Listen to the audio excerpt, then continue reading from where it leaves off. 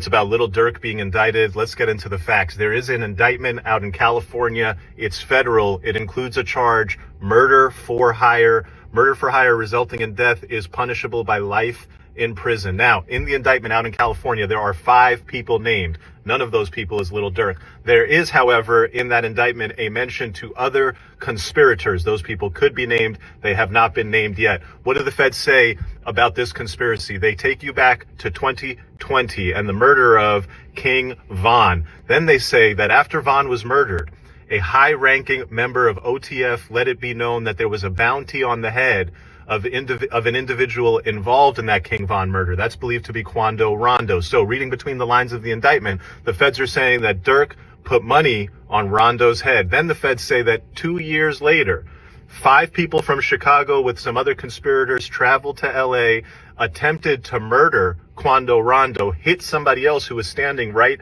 next to Quando's car. The feds have a lot of evidence. They've got plane tickets. They say the plane tickets were purchased using an OTF associated credit card. They say the gun was supplied by an OTF associate.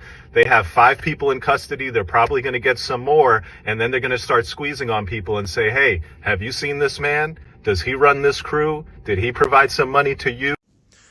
The thing about the indictment in California, this is a murder for hire plot. And what's very interesting is they've picked up, arrested who they believe are the shooters. They've identified, they have video of the shooting, and they've identified the individuals they say are the shooters. And in their indictment, they refer to co-conspirators who have not been named, and that's who they're really after, if you ask me, because you read that indictment and it says that a bounty was put up, that these guys went out, they took the shot, they attempted the bounty, they killed somebody, they went to collect on the bounty, and the indictment says the bounty was paid. And so if you can prove who paid that bounty, who's the money man, that's who you're going to want to go after if you're the feds. And so if you've got the shooters picked up, that's who you're going to lean on if you're the feds. And you're going to say, where did the money come from? Who put up the money?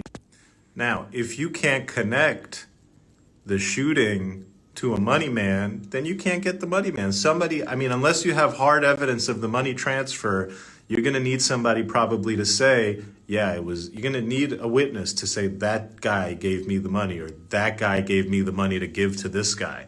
But it's very hard to prove who hands over the cash without witness testimony. We saw this in the 6ix9ine case.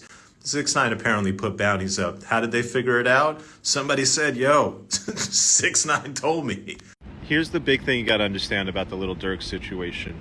The indictment that's been released is not a gang RICO charge. In a gang charge, if they prove you're in the gang, you're responsible for the acts of the other gang members. However, this is murder for hire. Doesn't matter if he's in a gang or what or this or that. What's going to matter here is, did he hire someone for the murder? Okay, so unless they link Dirk to the money, it's not murder for hire.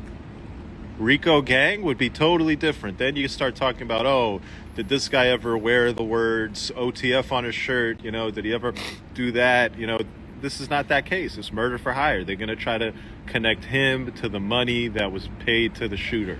That's the only way they get him on murder for hire, which you face life for if the murder for hire involved a death. Here, they didn't kill who he was hired to, so maybe you better hope you don't